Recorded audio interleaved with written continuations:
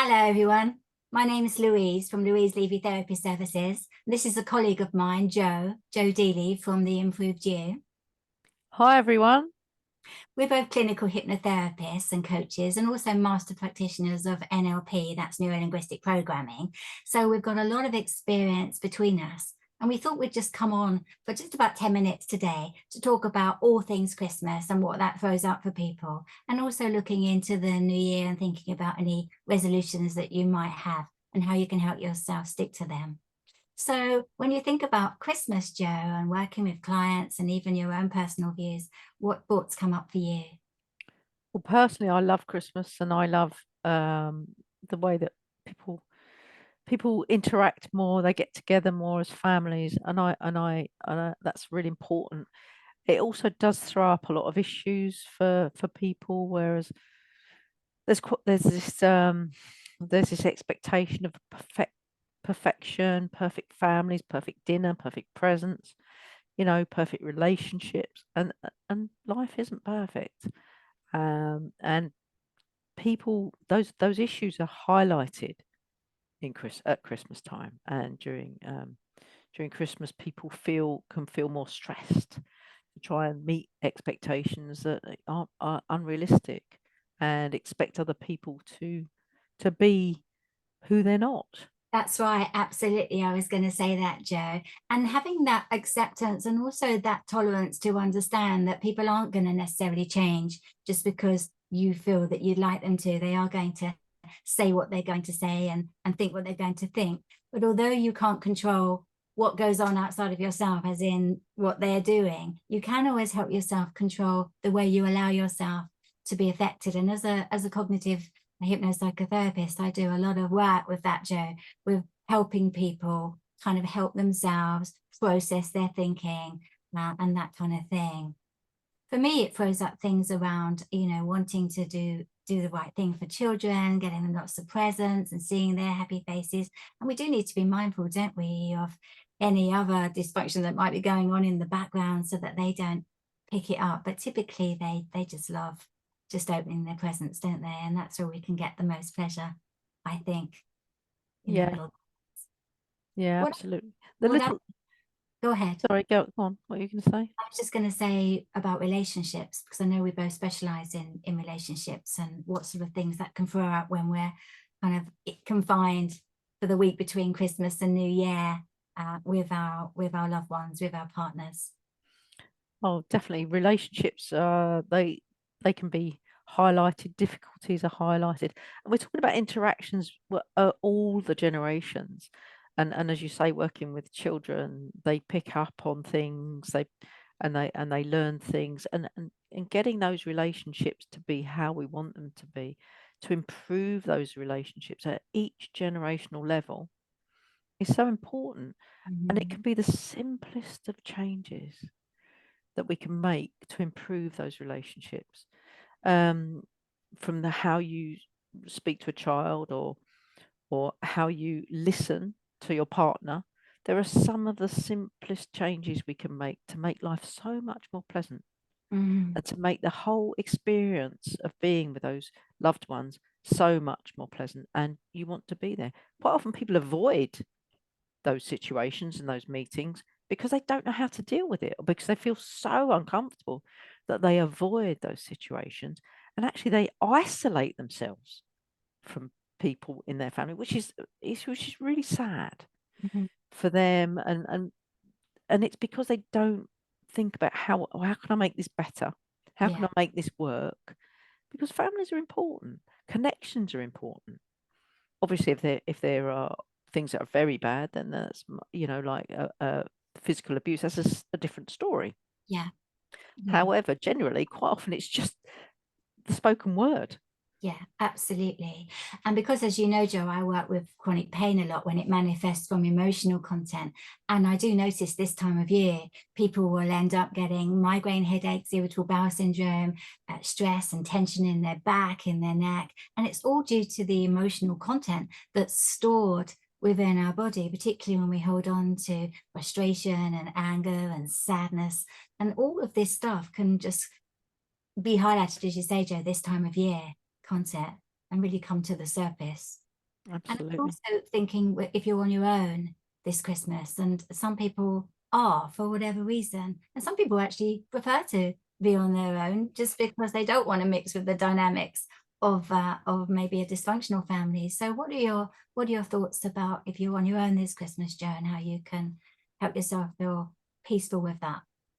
Well, I think being on your own, loneliness is one of the biggest issues that's happening now as families separate, and it has become a real problem. And around Christmas, it's so much more severe because we have this perfect portrayal of a perfect family life Yeah. at Christmas, and then you're sitting there on your own watching the TV, and some people can feel actually quite isolated. Whereas actually, that's no different to something they've done another day of the year. But on That's Christmas, right. they might feel slightly different. So it's whether you choose to be alone or you'd like to be in company. If you choose to be alone and you want to enjoy it, there's different ways of focusing on that, different ways of perceiving it. If you want to be with people, there are ways to do that too. Mm. And even things like getting out and just going for a walk and, saying hi to people as you walk along and that kind of thing, can really be helpful if you are on your own this Christmas, can't it? In Yeah. that way. And looking forward, Joe, what sort of things do you notice that people come to you with in January when they're thinking about New Year's resolutions and maybe wanting to change the way they think about things, or maybe work on their own belief systems and how they can achieve goals in that way? Typically at Christmas, good question. Typically at Christmas, people binge and do, they overdo everything, including alcohol, drugs, food, the whole lot. And what happens is that in the new year, they want to change that. They say, well, actually, that was too much. I don't want to do that again. Uh, and typically you get stop smoking, cut down on my alcohol, stop taking drugs or gambling or overeating, those sort of things. And you must get the same sort of things. And what happens is that that's just one of many things in their lives. And there are a whole raft of things that need to change. And that's just one. So I might get somebody who's drinking too much and they want to stop that. But actually, when they stop, they realize, actually, this is why I was drinking. I was drinking because I wanted to suppress these emotions, That's which is right, Joe. And which is for example, one of the worst things you could ever do is suppress bad emotions. So 100%. once you deal with that stopping drinking, it's the coaching element can come in and help you to do things differently to manage those emotions. Yeah. And we have a self-soothing way of doing things, don't we? So if our relationship isn't working, for example, we might turn to alcohol or turn to shopping or turn to some other kind of gambling addiction or whatever it is as a coping mechanism. And so when people do present to me, and I don't know if it's the same for you, Joe, I'll always look at the big picture and ask what's going on in your life generally right now, and are there any things that are stressing you out from that experience, and also looking at past experiences and how things can trigger for you. Yeah. So I think New Year is a really good time to start working on yourself with helping yourself feel more confident in your own beliefs, so that if you do want to change jobs, we can help you to move all those barriers out of the way, and just to really sort of look forward to the life that you want to create for yourself. It may not be a perfect life, but it can certainly be a good life. What do you think, Joe? Yeah, definitely making changes because people come along and they're stuck. They're stuck in their life. They're stuck doing things and they don't know how to change. And it could be their own limiting beliefs. It could be that they don't know how to change or what they want to do or who or how they want to be. That's right. And I work a lot with people's personality traits, such as if people present to me as a warrior or wanting things to be perfect, etc. Worrying about what other people think of you, having high expectations of yourself. And all of these can be uh, I can help you make suggestions of change in hypnosis so that you actually become the ideal you, as opposed to the you that you believe you're stuck with. That really isn't the case. And that's just really helpful and empowering for you to kind of get your head around that hypnosis is such a powerful tool. It really is, isn't it, Joe? Yeah, and definitely when combined with coaching, with the neuro linguistic programming, you Yeah. can actually become a different person. Hmm. And Hmm. people think they're stuck, this is how I am, but actually we evolve all the time. Yeah, And it's because our when you brains it's when are, you do it you can either do it from necessity because you need to change or because you desire to change. that's right. And because our brains are neuroplastic, and basically what that means is we can teach our brains to learn things differently, to think about things differently, in the same way you learn a musical instrument or a language, you can teach yourself to react differently. And that comes from your subconscious mind. And 95% of our thoughts and feelings are subconscious. We're not aware of them. So when you're feeling something, that's just really like just the tip of the iceberg.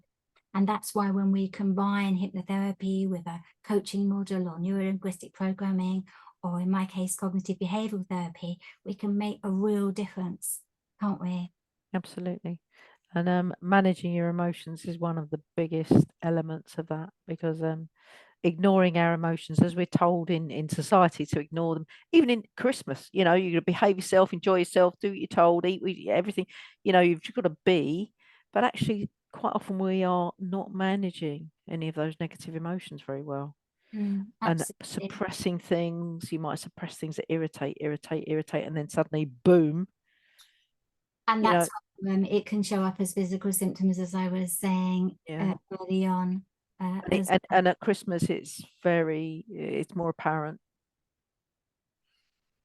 Well, I think we're going to have to wrap up there. But I know personally, I just wish you a really happy Christmas, as happy as you can be, a relaxed Christmas, and know that me and Joe are going to be supporting people in the new year, just like we've always done. So if you have any resolutions, if there's anything you would like to change or work through emotionally, then do go ahead and contact either me or Joe. We do have slightly different specialisms within our field. So if you contact one of us and we think actually you might be better off suited with one or the other of us, we will let you know.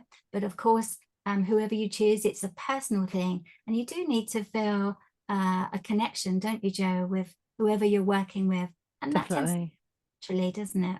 Yeah, it does. All right. Yeah. Have a Well, lovely Christmas.